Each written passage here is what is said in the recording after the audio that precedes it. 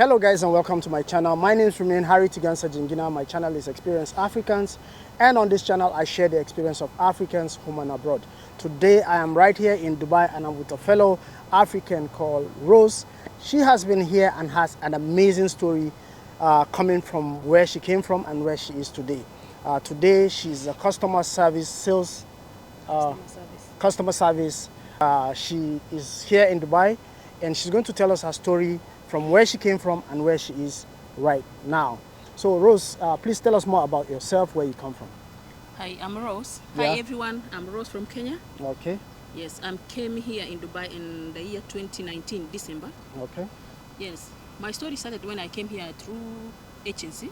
I paid an agency in Kenya, of which when I arrived here in Dubai, I thought I've landed on a greener pastures, but things was not like the way I thought. Things changed exactly when I arrived here. So I came on that 2019. Someone picked me from the airport. I didn't know the person, but before I came from Kenya on the airport, I had taken a picture for myself, and then I sent it to an agent who was in Dubai. Okay. So the driver picked me in airport, Dubai airport, and then we drove all the way to Ajman. I think the airport was Sharjah, if I'm not wrong. Okay. He picked me on Sharjah. We went to Ajman, whereby we went there and I found in a very small house, I found some other ladies who was there already inside. Oh. So these ladies was from different countries. Some was from Ethiopia, some was from Kenya, some from Cameroon and Nigeria, if I'm not wrong. So I stayed there. But for me, I'm a kind of a person who normally don't keep quiet in everything. I asked these ladies, what are you doing here? They told me what they came here to look for a job, and I told them, which kind of a job are you doing? They said, no, the purpose of this place here is for the housemaids. That is now the reality hit me that I am coming here to do the housemaid job, and yet in my country I paid the agency to come and do the housekeeping job or waitress. That was my agreement with my agent from Kenya. Okay. So your agent was the one who promised you a job of becoming a housekeeper or housekeeping job there. The hotels, yes. Hotels or waitress job. Yes. Now, when you got here, the reality hit you. Yes. That is not the job you came for. Yes. And wow. I had paid the money already. You had already paid the money. Yes. But were you still in contact with your agent? No, because when you come to this place, after you landed in that house, the first thing they will take from you is your phone and your passport. Wow. Because these people are paying for you the tickets and the visit visa. Okay. Yes. And how many months visa do they give you? 1 month visa by then. Okay, 1 month visa. Yes. Okay. So, continue with your story. So I stayed there, and this lady told me what you have to do now, because they have taken your passport, they have taken your phone. In fact, I didn't even text my mom like, oh, I arrived safely, things like that. No, I didn't do that. So they took my phone immediately and my passport. So I think it's for security purpose. I don't understand. Yeah. So that maybe you will not disappear from where they've taken you. Yeah. Those ladies who were there told me what you have to just be cool until when you get a sponsor. A sponsor is someone who will come and pick you from the office that I want this lady to work for me. So you are going to be sold? Yes. To someone? Yes. Okay. In the office now, it's like tomorrow morning. Okay. All of us we are dressed in the uniform. Okay. And then you go to a specific office. They call it maktaba here. Okay. Yes. So someone came. That is after like 2 days. For the first time, I didn't get someone. Second time, I didn't get someone. I think I was like big in the body, but these people don't like mostly the big people. Yeah. You understand? Okay. So we move on like that. On the second day, I got someone from Abu Dhabi. Okay. Now I went to, she took me to Abu Dhabi. This lady was very nice. In fact, she understands some Kiswahili language from Kenya. Okay. She has stayed in Mombasa before, like 2 years, something like that. Okay. So I worked with her, but the issue of her house is we were working as a bakery. Okay, bakery. Yes. Yeah. So you were. It was better for you. Now you work in the bakery. Yeah, it was at least better, but it was not like what you wanted. Yes. Okay. So the problem is we had to cook like samosa, we had to cook mahamri, we had to bake bread, cakes. Yeah. But this house, it's like a shop where people come from outside to buy things and go. Okay. Mostly, especially Ramadan times. Okay. You see. So we worked from that house. We used to work the whole of daytime, the whole of nighttime, but we have to sleep at 3 a.m. in the morning and wake up at 9. Wow. Yes. So I stayed in that house, and then I told myself, I know where I'm coming from. Okay. I don't have to lose hope in life. Okay. I have to press on. So I knew that after the end of the month, they will return my phone. Okay. Yes, and then they will make visa for me. Okay. But unfortunately, I worked for like a month. They paid me 800 dirham. Okay, for a month. Yes, 800 okay. dirham. Provided accommodation. Yes, food and feeding everything. yeah. Yes. So I got 800 dirham, and then the lady came back to the office. Now my employer, my sponsor, came back to the office, picked the phone for me, and picked the passport. Okay. Upon reaching at home, he told me, what, you don't have certificate of good conduct. Wow. So they cannot process my visa. Wow. And you know what? As I was working in a house, I had already got on an overstay. Okay. Because my visa was expiring on like 12. Wow. But the days have gone. So I work in her house like 1 month, I think 1 month, like 16 days. 1 month, 16 days. And now when I realized that I am on overstay already, I told this lady I cannot continue to work. Okay. Just send me back to the office. Because what is going on, I already told my agent when I got my phone back. Okay. But he was not doing anything at all. So I came back to the office. Okay. So he dropped me, he feed me before he took me back to the office. He feed me very well. I went back to the office. Now upon reaching the office, the lady now, the agent, the Dubai agent, she was called Rose by then, I think from Ethiopia. Okay. So he told me, what, you are not supposed to come back. You have to be patient in that house until everything is sorted. I told her I cannot be patient because I have overstay already. All right. He said, no, that is our job to take care of it. And I told her I'm not happy about the salary. Okay. You see? He said, no, you have to go back. We fall into disagreement with that lady until I left everything in her house, and then I ran away. Wow. The good thing is I had a cousin in Sharjah who hosted me without anything, without my passport, without visa. Can you imagine? You are out in this country, you don't have passport, you don't have visa. Now when I'm out, you know the visa is piling up. They used to count the fine 100 per day. 100 per day. So one day my cousin told me, you know what, you have to go to embassy. Talk to the embassy. He took me. He took me there to the embassy, and then we came back. But embassy didn't help me with anything. I just decided to go back to the agent office in Ajman. I fight for myself until the lady gave me the passport. Okay. I told myself I will not keep quiet because the passport is my document. It's my it's like. Yeah, it's your pass. It's not even your document. It belongs to the government of Kenya. Yes. Yeah. So I went to the office and I told that lady, I'm going to fight you. But I fight. Sorry to say so. I fight her until they gave me my passport. Okay. And then I moved back again with my things. And then now I came back to my cousin's house and then sit down and think now where will I start. Okay. So what I started is I went to online. Yes.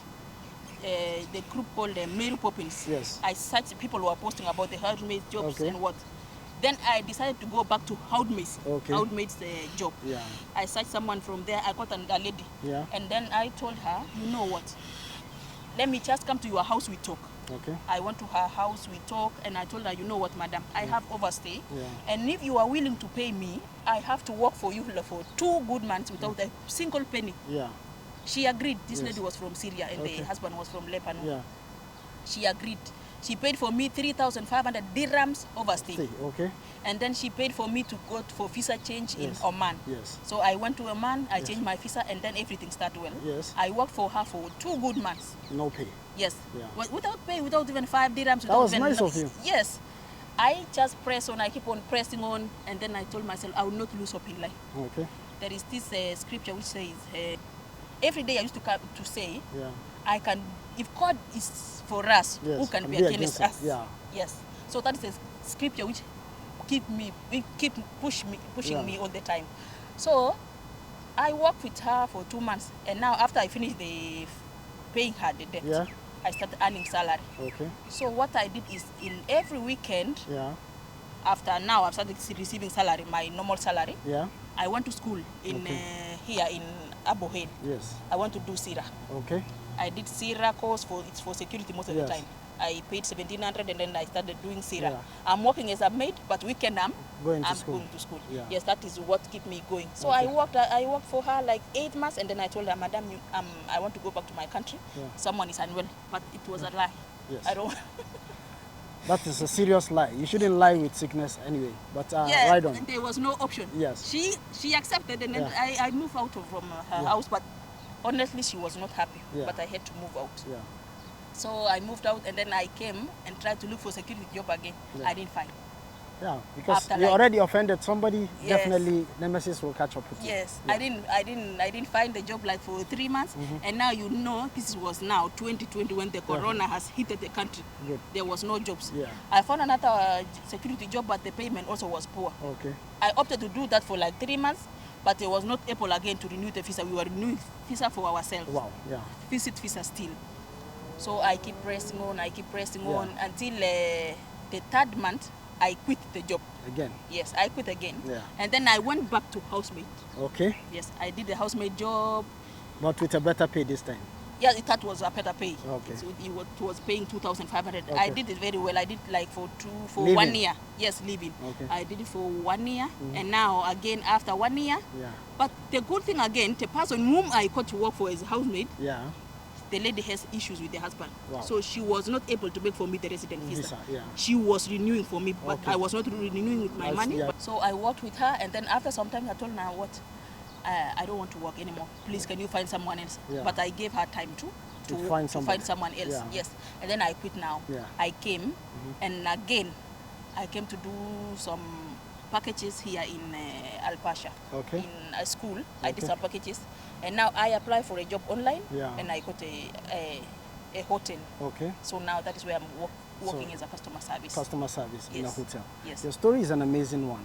Most people say if you want to travel, you need to use a travel agent. Do you think it's good to come through an agency, or it's good to come on your own and then find your job? Which would you prefer? Come on your own or come through an agency? What Your I best can advise people is, please come on your own. If you can manage to, if you have that amount of money, pay your own visa, pay your own ticket, have some money for accommodation, and then you come on your own. On your own. Yes. That is where if you it is will, not you working, will have time you to can look for a job, the kind of a job you would like to do. Yes. Yes. Because there might be other opportunities when you come, but because you came through an agency and they only want you to be a housemaid, you can't take other. Yeah, you can't take. So other it's better for someone to come on her own.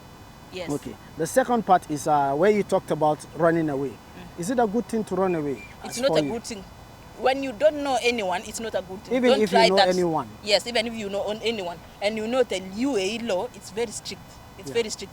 For me, I can say it was by God's grace. That is what I can say, yes. Yeah. So your own case might be different and unique, and we will not advise anybody to run away. No, don't do that. You better go back home. Yes. Then you start, you come afresh. Yeah, you also talk about you reading books. And yes. What kind of books do you read?